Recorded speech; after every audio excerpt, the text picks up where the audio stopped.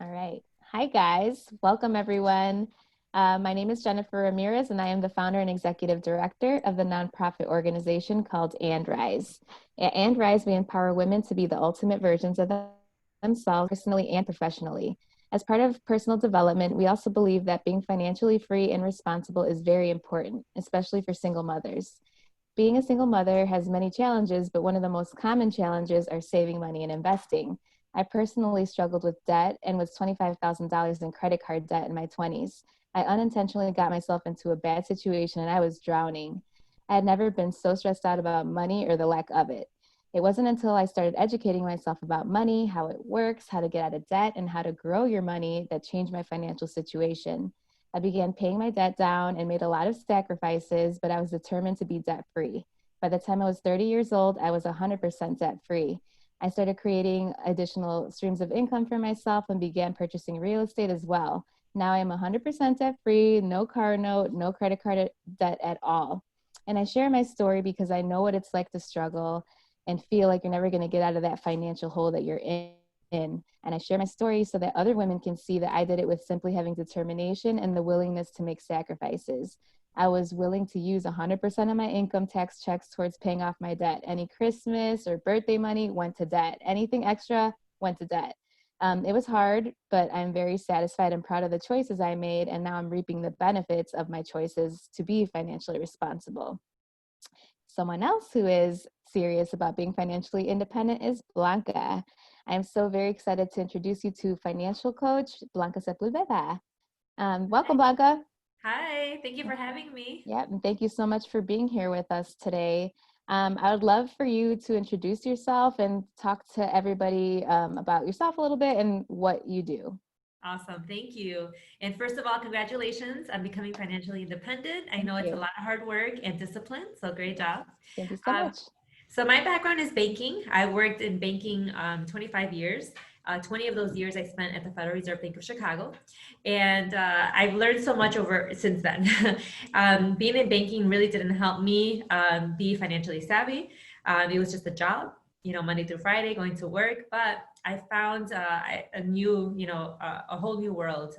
Windows started, doors started opening up because of my networking, because I'm out there, meeting people. And I came across a workshop that opened my eyes to learn the financial services world. So now that I know this newfound information, which is financial fundamentals, I now since then I left the Federal Reserve. I've been my own boss for 8 years, opened up my own office, and now I devote my time to help families with financial education. So I'm happy to help in any way possible.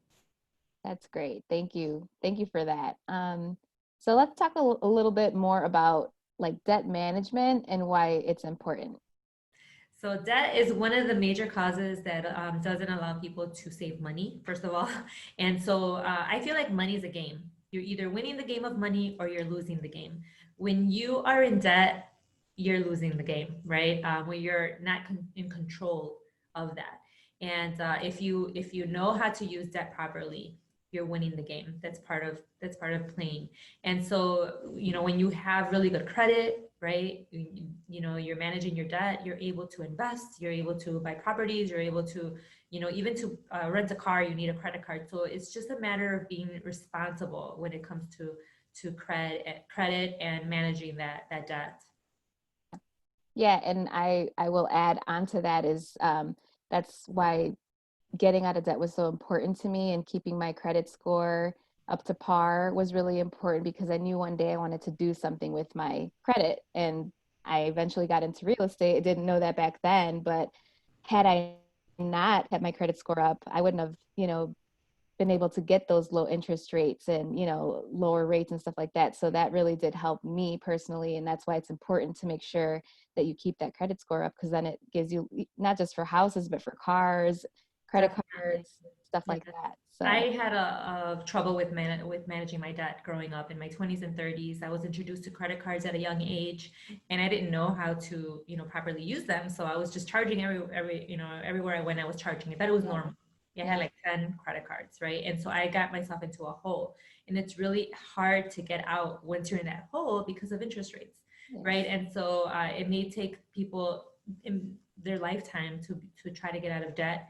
But if you're lucky enough to get a strategy together, getting out of debt is just like a monkey off your back, right? And I love talking to young people. When I do my workshops and my audience is younger, I let them know the dangers of getting into debt. My son now is 24 years old, but for the past 8 years, I've been, coaching him. And he's, at 16, imagine knowing what he knows now, right? How different our life would have been. So Yeah. I've been helping him along the way, and just, it starts at home. So I'm able to start there, and then again, these workshops are just a lot of great information that we didn't learn in school. Mm-hmm. Yeah, I wish they would have taught us. It would have saved me a lot of grief when I was older.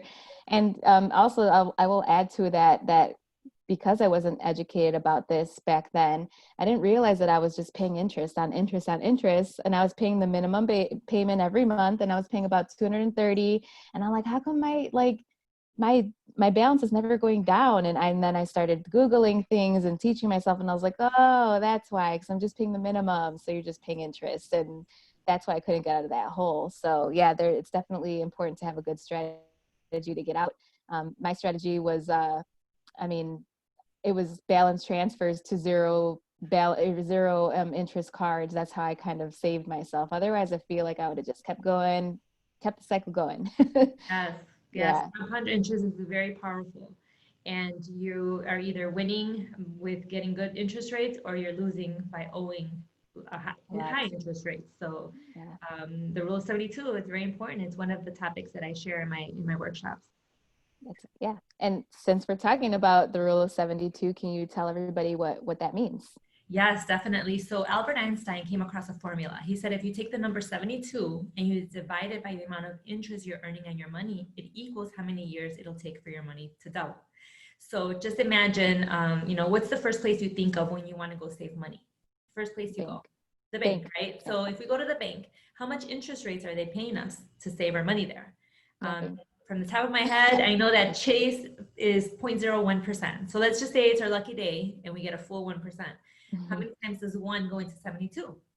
72 times. That means the money will double in 72 years. So I don't know about you, but I'm not very excited to wait 72 years for my savings to double, Right. right? And so it's really important to be conscious about what interest rates we're getting on our money, because if we get a better interest rate, let's say 8%, 8 goes into 72 9 times. So now that means our money is doubling every 9 years. What a big difference. Mm-hmm. And so there are many places that we could find those. It's just a matter of understanding and knowing where to get those high interest rates. And then that's the upside. The downside is when you owe on a credit card. So Mm-hmm. imagine, what are the credit card interest rates nowadays, right? It could be anywhere from, I don't know, up to 10%, 20%. I know department stores are the Like worst, almost 30%. Yeah. 30%. So imagine how many times does 30 go into 72, Yeah. right? 2 times, 3 times. So that means the debt is doubling fast every 2 3 years. So it's really important to have those low interest rates when we're getting credit, and high interest when we're earning our money. So want to win the Yeah. money game. Yeah, absolutely. Thank you for, and actually I'll add something else. One of the biggest mistakes I think I made was putting food on credit cards, gas on credit cards. I didn't realize that till after I was already like in a bad situation, but somebody's like, you're never supposed to charge gas. You're never supposed to charge food. And I was like, oh my God. They're like, you're still paying for that like Wendy's meal. Now you're paying $50 for the burger you're eating. And I was like, oh my God, but I didn't get it until they explained it to me that way. And I was like, holy crap. There's good ways to utilize credit, right? If you Yeah. do happen to use it for gas or food, pay it off at the end of the month. Pay it off. You want to have zero balance in order Yes, to win the game. absolutely. That's, yeah, one of the most important things I learned. And I was like, wow, that makes a lot of sense. I was in the same boat. Let's talk about why budgeting is important. So budgeting is important because it allows us to fulfill our goals, right? And so when we budget, we'll have enough money to pay our bills and have, money to put away. The rule of thumb is to pay ourselves first, right? So just like the government, when we get paid, let's say you have a job and you get paid, does the government say, you know what, pay what you got to pay, and when you're done, pay us our taxes that you owe us? No, they take the taxes first. So they pay themselves first and then you get paid. So same with budgeting, right? You pay yourself first and then what's left you pay your bills with. So put a little bit away and then you'll be able to, I call it having a financial house. If you have a financial house in order, that's having a nice strong foundation, which it's about having protection and living benefits, long-term care. And then the first floor is eliminating debt. So having enough budgeting money to pay that off, Right. and then budgeting to have an emergency fund, so you're not using those credit cards, right? You have an emergency fund, and then retirement or long-term planning, like if you want to save for a house or college for kids, or retirement, or just to be financially free. It's so important to budget, to be able to allocate to all those areas. Yeah, I absolutely agree. Budgeting is very, very important. In order to be financially responsible, you have to budget. You can't just be like, well, I think this is, this will be allocated to that. You kind of got to really sit down and Yeah. look at your numbers and see what you got, see what's coming in, see what's coming out. Um, and let's talk about retirement planning and why that's important. Ooh, so the reason that's important is because time flies. Before you know it, 10 years have passed by, 20 years has passed by. And then you turn around and you say, what do I have to show for all those years Yeah, that I worked? And so it's so important to start early because you save less when you're younger, right? Because you have more years to accumulate the money. If you start thinking about it, there's a lot of people that start thinking about retirement at 50 years old, 60 years old, and now you have a very small window to be able to hmm, save all that money. So now you're talking about needing to save 1,000, 2,000 a month, 3,000 a month, just to make up for all those years that you didn't put money away. yeah, So like I said, my son started his retirement planning at 16. Imagine, he puts away very little compared to someone who's starting later in life, where they got to put more, and it becomes impossible to be able to do that unless you can make extra income somehow, right? I know that right. people want to be their own business, own a business or have part-time jobs, but you need to generate a lot of income to be able to, go back and make up for all those years. So the best time to start is today, no matter how old you are. Yeah, absolutely. I think it's really important. And I mean, I'm 35 and I know people that still don't save for their retirement. I'm like, why? You guys is so important. I know that Nowadays, we're like, we're still young, but it's like, it goes by really fast. and the amount, right? So I Yeah, always ask people, what age do you want to retire? And retirement isn't really an age, it's a dollar amount. How much money do I have? Can I retire? So right, right now, people that are getting ready to retire, you need $1 million if you wanted to stretch, 20 years into your retirement. And if you're younger, you're going to need more than that. You're going to need 2 million or more, or 3 million. So it depends on how much do you want and need at retirement, and then right. have that number now so you know how much to allocate towards it.